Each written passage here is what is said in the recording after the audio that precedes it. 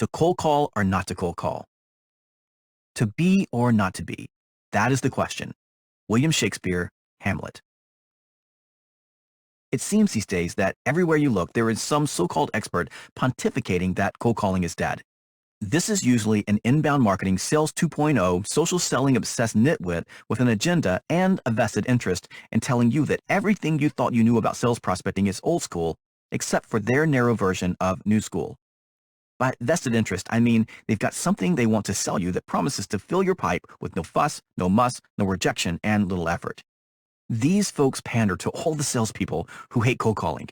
You've seen the ads and headlines plastered everywhere. Never cold call again. Buy their system and you'll be set free of the burden of reaching out and touching prospective customers. With their top secret system, you'll happily and painlessly blog and post on social media sites, and prospects who are already 70% of the way through the sales process all by themselves will miraculously call you at exactly the right time.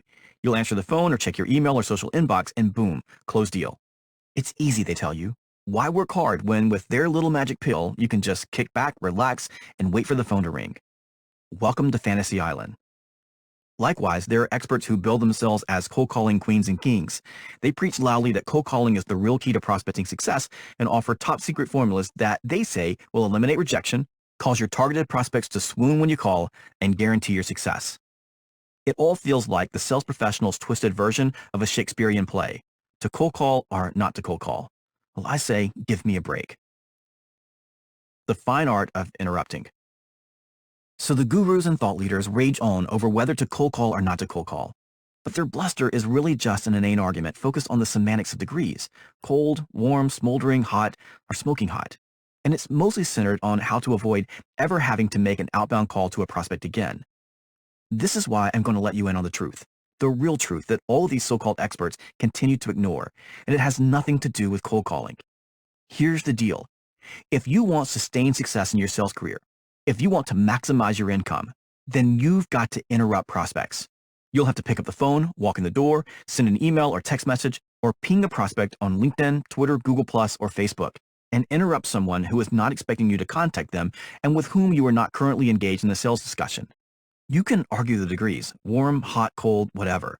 It could be a prospect that filled out one of your web forms or downloaded your latest white paper.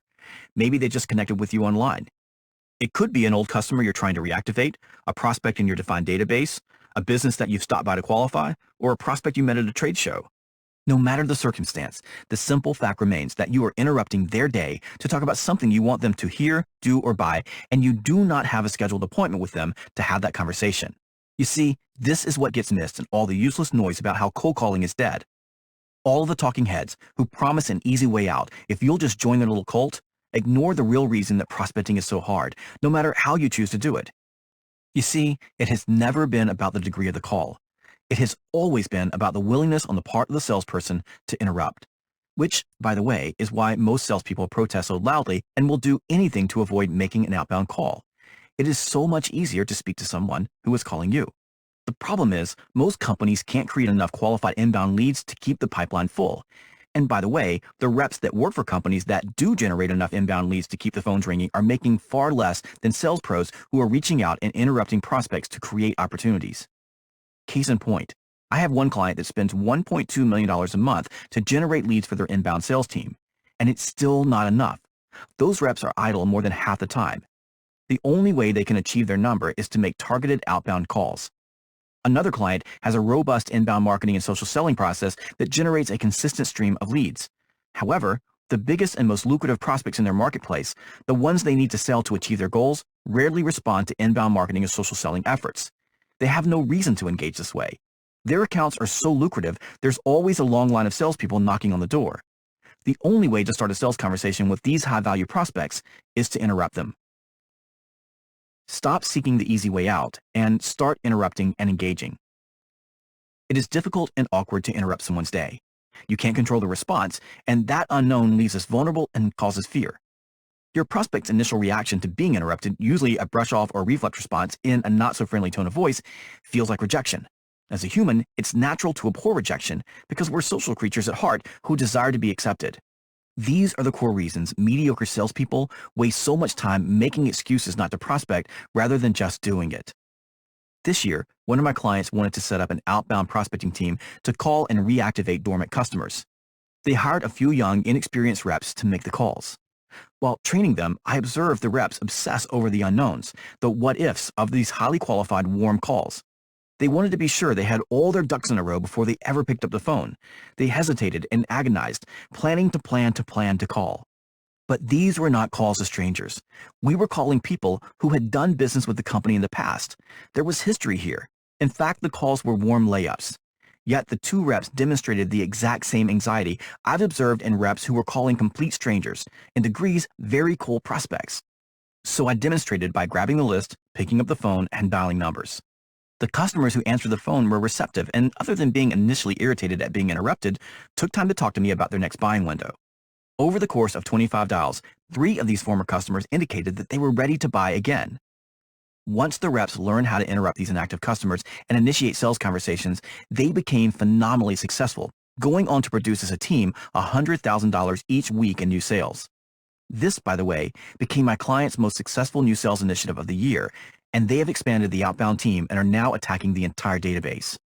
I observe salespeople demonstrate the same behavior with hot prospects that have been generated via inbound marketing efforts, referrals, or trade shows, and are extremely receptive. I even see the pattern when current customers are being called for cross-sell opportunities. These salespeople agonize, procrastinate, and stare at the phone, afraid to pick it up. A few months back, I was working with a group of insurance agents from one of the most well-known companies in the industry. They were tasked with calling a list of clients that were already doing business with their agency. The objective was simple: set an appointment with the client to review their coverages and ensure there were no gaps. The goal of the appointment was to find opportunities to cross-sell additional financial products where it made sense. This was a low-impact call to a current client, and the approach was simple. Hi, Roger. This is Jeb from XYZ Agency. The reason I'm calling is in reviewing your current coverages. I noticed that you have your cars and home insured with us, but we don't have an umbrella liability policy set up for you. I want to schedule a short meeting with you to review your current situation and identify any coverage gaps that could create a risk for you and your family. How about we get together Thursday morning at 11 a.m.? Simple. Yet, the agents had come up with every excuse in the book for not making the calls. One even complained to me that he didn't sign up for cold calling. I politely explained that calling a current client, someone who was already doing business with you, familiar with you, and most likely to take your call, was about as far from cold calling as Perth, Australia is from New York City. Just afraid to make the call, not the cold call. Today, most people, including the experts and the insurance agent I just mentioned, have no idea what a cold call really is. They think that any outbound call or visit is a cold call. They've turned the fear and anxiety they feel about interrupting prospects into a hobgoblin and relabeled it cold calling. This has provided the perfect excuse to sit and wait for prospects to interrupt them instead, and of course complain about not having enough leads. You see, it's not the cold call that's hard, it's the interrupting. Most salespeople are just afraid to make the call, not the cold call. Now, for sure, some prospects will be more receptive than others. A prospect who fills out your web form will be easier to speak to than a prospect you are contacting with no pretense. A prospect who is familiar with your name from social media may be more engaged than a prospect you found via a Google alert and contacted through their switchboard.